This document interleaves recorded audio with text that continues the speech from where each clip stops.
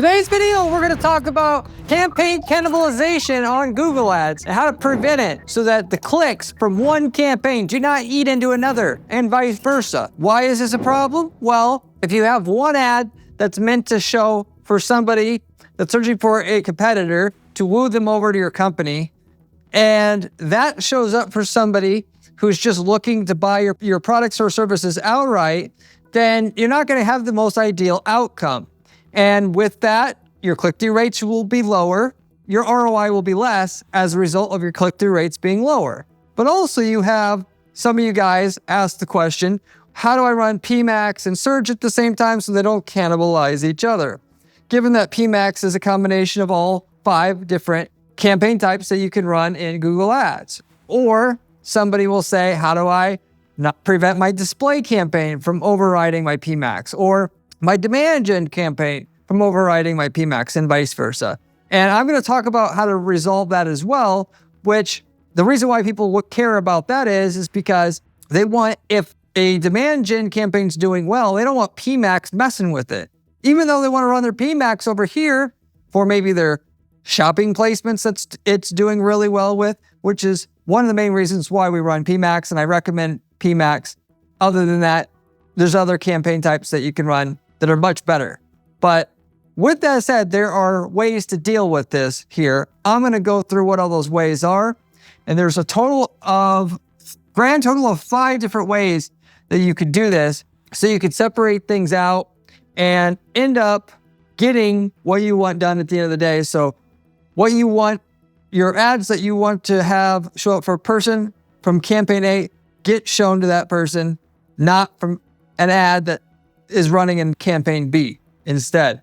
So I'm gonna go through this list. I do have a couple more 6 and 7 here I thought of just as I'm making this video that I can also talk about that is gonna serve as like a bonus content, but there are plenty of different ways that you can do and fence off one campaign from another, even fence off one ad group from another if you also wanna do that. And I'm gonna talk about that specifically in this video as well, because a lot of people do ask for that. But I haven't done anything on siloing campaigns out as well. But depending on your situation, one of these will work the best, even though multiple of these things can apply in a lot of situations, and you can pick the best, whatever suits you, whatever suits your needs. Before I get into the content though, if you do not know who I am yet, quickly, I am Corey. I'm an owner of Guaranteed PPC, an online advertising agency that specializes in guaranteeing results for their clients. That is, we do not charge our clients management fees until we can get them a certain minimum lift in their profitability, basically in excess of the management fees that we charge. We are the only agency out there who offers any kind of similar guarantees, which should tell you something about the quality of the information on this video. So with that said, getting into it. The very first thing I would tell you that you can do to get rid of one campaign from eating up clicks from another campaign to get the most ideal outcome from your ad account, given that, again, click-through rates equal profit, and having the least ideal ad show up for somebody that what should show up, given that the ad's unideal or the campaign, like a PMax campaign, running that ad for somebody that the search campaign would have did better for that person, click-through rate wise. You want to actually separate things out oftentimes. And the best way to do this, or should I say the most common way, is through negative keywords. You add the negative keywords from one campaign to another. So if you have 2 search campaigns, you take the keywords from campaign A, add it as a negative keyword list, and then apply it to campaign B and vice versa. That would be the way to completely fence off users from one campaign to another, which is useful when you're using broad match keywords. Now, I don't recommend using broad match keywords, as I've mentioned many times in this channel before. And so if you're running exact and phrase match keywords, then you typically don't need to worry about that. And for sure with exact match or exact match with select keywords in phrase match itself. But with that said, I usually at our agency will run themed negative keyword lists. So we'll break the negative keywords when we find them month to month, just going through the search terms list and finding out which negative keywords we want to add. I'll do one negative keyword list for brand, competitor, info, and then also general, if you will. And with that, so if a search term's in there and it's a brand term, we'll add it to a brand list. If it's a competitor search, we'll add it to a competitor list. People looking for info like how to install an air conditioning unit not near me, then it'll go on an info list, and then a general list will exist there. So if stuff's totally irrelevant to what we're doing, so if selling air conditioners and somebody's searching for a heater, then we'll put that heater keyword in that general list. And with that said, that actually, if you start doing it now, works out often that it really helps you in the future, because as I talk about on this channel, you should always target and monetize the buying searches in your market first. Generally speaking, unless you're in a hyper competitive market, and it's just hard to make money targeting people that are looking for acne cream, because the big boys, there's so much money in it, they're gonna bid you out of running ads for buy acne cream and so on and so forth. And you'll then have to go at another angle, like targeting, what are the best acne creams, and then try to monetize a piece of content, so on and so forth. But for that matter, when you're adding all your negative keywords, which I recommend adding them like every couple of days at the beginning of launching a campaign, and then every month after that, something like that, you add the negative keywords to the separate list. Eventually, when you want to expand what you're doing and you monetized all the buying keywords in your market, you want to try to set up a competitor campaign. Well, in that case, you just don't apply the competitor negative keyword list to that campaign, and everything will be fenced off really well for that campaign. It'll just be competitor traffic, and vice versa for the non-competitor campaign. So for that matter, if you group the negative keywords appropriately, then it's easier to fence off a brand campaign to just being brand, a competitor campaign just being competitor related, an info campaign would just being related to info terms, and vice versa, because the brand campaign will get the competitor info and general list. The competitor campaign will get the brand info and general list, and so on and so forth. That's how we fence things off at our firm. So we're not necessarily worrying too much about, this campaign over here that targets people looking for one brand of air conditioner. This over here that targets another brand of air conditioner, primarily because we don't use broad match.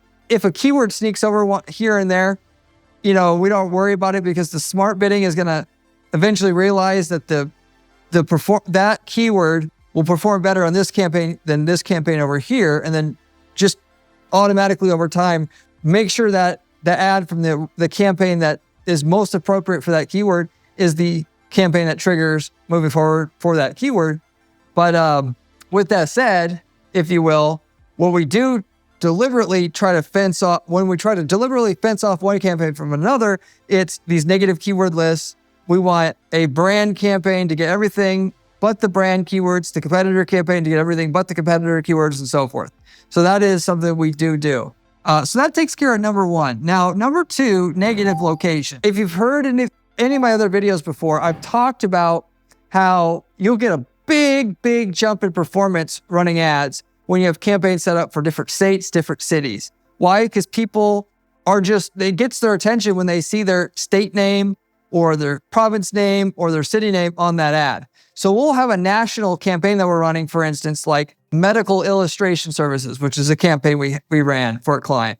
And instead of just running one campaign that says best, illustrator in the country, no, we say medical illustrations, Indiana. And that seems really weird, but that trick right there results in more profit for us with the least amount of time than pretty much any other strategy that I know of. Because that in and itself will boost the click-through rate 50 to 100% automatically right off the bat. And especially so when we're talking about stuff that's kind of like more borderline, like speaker campaigns that we've ran several of. If somebody's looking for a youth speaker, we will want a different ad for each state to appear for the user, so that if they're searching from Arkansas, they see Arkansas youth speaker, and that will double our click-through rate itself. So with that said, but when we do that, we take all the states other than the state that we're targeting for that particular campaign, and we add it as negative locations, so that our ad, when somebody actually is from Arkansas, they will only see an ad from the Arkansas campaign versus Louisiana or some other state. So that's something I just wanted to point out. If you have different campaigns and you follow my lead and get the extra free profit from your ad account when you're selling services or even products locally, have separate campaigns for different locations, so the location can be in the ad, and then also the landing page along with it, which will get you even more results.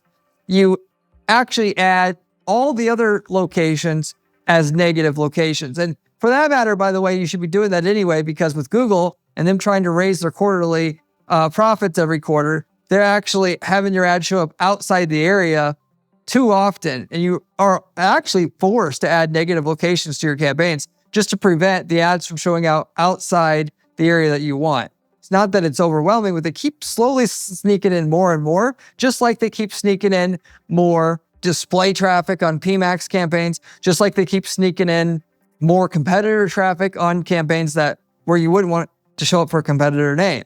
That just slowly, incrementally keeps getting them more revenue and profit every quarter, because all they got to do is turn it up just a slight amount each quarter and they can get more. Which is why this channel and other channels like it so popular, because it's getting harder and harder to make money all the time, because Google incrementally is making it more difficult to not waste your money. So there's that. Then also ad group level negative. So I've got all the time people asking, or mentioning, I should say, on this channel about the single keyword ad group campaigns that I always advocate for, because they get the best results on campaigns. You writing a laser targeted ad for every keyword you're targeting will get the highest click-through rates, because it's the most relevant ad for the user when they try to decide what to click on Google. It's the most relevant ad, if you will, 99% of the time. And for that matter, people will say, well, Corey, how do you get Google to show the right ad for the user, so that if you're targeting best pottery wheels and pottery wheels, how do you make sure when the person searches for best pottery wheels, they get the ad for best pottery wheels? And the way that you do that is you do negative keyword siloing on the ad group level. So the ad group that houses the keyword pottery wheels gets the negative keyword best, not best pottery wheels, but just best. And then that will fence it off really well. So I know this is not, cannibalization here, but I also wanted to mention that as well. And specifically because I know a lot of you guys have campaigns where you have a bunch of different products and services you're promoting within the same campaign. So in order to fence it off at an ad group level, you could take a page out of the book, what we're doing there, and just add the negative keywords that you would normally have on the ad group level on one ad group to the other ad groups, and that will fence things off at an ad group level. Okay? Number 4, audience lists. Audience list exclusions. So on display, demand gen, and YouTube campaigns, you could set up an audience of people who have been a buyer and exclude buyers from seeing your ads. But along with that, you could target grouping of people that, let's say, like fast food. If you're selling fast food, okay? Try to see how well that'll work. Well, you could take that audience and add it as an exclusion on your other display campaigns or on your other YouTube campaigns, if you're running YouTube campaigns, as a way to fence this off. So just like with the negative keywords, you could do the inverse on all your other campaigns in terms of audiences and block that off and fence that off fairly well. So that's number 4. Number 5, before I mention this real quick, if you haven't subscribed to the channel, would you please take a minute to do that? And I shouldn't be even saying please here, because I'm telling you the best information you're going to find about how to really make money with ads online is on this channel. Given that I spend 40 hours a week doing ad strategy at our firm to give you the information on this channel. I'm an actual practitioner and I manage dozens of accounts. I've been doing this for 20 years altogether. Most of the people you see on YouTube are content creators and they're just making stuff up as they go. The information is not valid. As a result, you can't read a book about PPC and know what the hell you're doing. And it changes all the time. So if you're not in the account doing the work all the time, the information is basically useless. I have to spend my weekends and have no life, practically speaking, to share what I learned during the week, to even have valid information to share with you here. So if you're going to learn from anybody and that's your goal, is to become a multi-millionaire running ads for your business, subscribe to this channel at the very least. And then furthermore, check out my blog on my site at guaranteedppc.com/blog, because the blog has even better information, in my opinion, about how to set up campaigns to crush it for your business. I've got the strategies we're using to guarantee results for our clients laid out there for you, step by step, with screenshots, everything you need to use them. So if you like the channel, check the blog out as well. Going back to what I was mentioning here, so another 5th way you could do campaign cannibalization prevention is by using manual bidding with audience level bid adjustments. So With this, yes, it's true that if you use smart bidding, maximize conversion value bidding strategies, that you can't add audiences to your search campaigns, just to say search campaigns, then add bid adjustments on those audiences and have Google's system pay attention to them. So, which is confusing to a lot of people because why do they let you do a bid adjustment on something that has no effect on the campaign? I don't know that for sure, but we do know, and it's been the case for a few years now, that smart bidding ignores the bid adjustments on the audience level. So, but what you can do if you switch back to manual bidding, or if you were just using manual bidding, I should say, because I don't recommend switching back. And for that matter, there's more upside in just using smart bidding than manual bidding. I use smart bidding every time after a certain minimum time has passed. We've gotten so many conversions, but you could add, for instance, going back to the fast food audience example, you could add that on the audience level on each search campaign that you're running and add a bid adjustment. And so you could do a non-bid adjustment on one campaign for the fast food audience. And then on another search campaign, you could add fast food as an audience and do a negative 100% bid adjustment there, or negative 90% bid adjustment, I should say. And practically speaking, that'll make sure that if somebody likes fast food searching for your keywords that you're bidding on, they're not going to see your ad unless it's in that one particular campaign, because you're going to underbid for that group of people that also match the fast food audience, if you will. And the same thing can be technically done on the display campaigns as well, given that they have the same system and you could fence off one display campaign from another. And I basically kind of went in this over here in terms of exclusions, if you will, but you could do bid adjustments to knock back the audience that you don't want to apply to one campaign versus another as well, technically. So that's one way to prevent stuff, having your clicks cannibalized by one search campaign when you want those clicks to be, triggering ads from another campaign in and itself, so to say. Adding audiences, which you can add hundreds of audiences and then do different bid adjustments on those audiences based upon, a person matching a certain trade at least, or it could be a person who's been to your website before even, or a past customer. You adding that audience on the audience level on the search campaigns and then doing bid adjustments to go up on one, down on another campaign. Then the other thing you could do here, going into number 6, is feed only, going into the bonus content here, feed only PMax. So a lot of guys, going back to the very start of this video, they'll say, I'm running PMax, I'm running search campaigns. How do I get PMax to not cannibalize my search campaign that's already doing well? Well, the easiest way to do that is to do what is called a feed-only setup on PMax, where you get rid of everything in terms of headlines, the images, the everything else there, and the ad creative level, and just leave it all blank. You can leave and logo and all that included as well. Just have your product feed uploaded. With that, it's going to force Google to only run your shopping placements. And then you won't get any crossover on your search campaign or cannibalization on your search campaign alone in and itself, right? Now, if you're running a display campaign and you don't want PMax to cannibalize the display campaign, that obviously won't work in and itself, because PMax can run a display campaign just from a product feed by itself, technically, if you will, even though, if you will, typically it won't run very much. If you get rid of the logo, you get rid of the business name, you get rid of the headlines, get rid of everything, for the most part, it's not going to cannibalize any of your other campaigns. It will just, in that scenario, run the shopping placements by itself, and that is it. And for that matter, you only want to run PMax to make shopping placements run better than what you can run shopping placements through a standard shopping campaign. And the reason for that is because there's more machine learning involved in the process. On the one hand, PMax it is hard to manage it because any change you make to your PMax campaign will cause volatility, which, by the way, if you switch a campaign from not to having the headlines on there and so forth and then removing it, your campaign performance will go haywire for like 30 days. It'll restabilize and you won't have cannibalization anymore. Just know that going in. But PMax is super sensitive compared to a standard shopping campaign. But on the upside, the reason why it's so sensitive is because it's a heavy machine learning based campaign that's taken in all the data, not only from what's working on your Google Ads directly, but what's happening through your Google Analytics account. If you got your Google Analytics account linked to your Google Ads. And because of that, it does it much better than what a standard shopping campaign will do with less machine learning involved. So PMax is the only purpose in my mind that you use that for is to run shopping placements more productively for an e-commerce company than you could get otherwise with the standard shopping.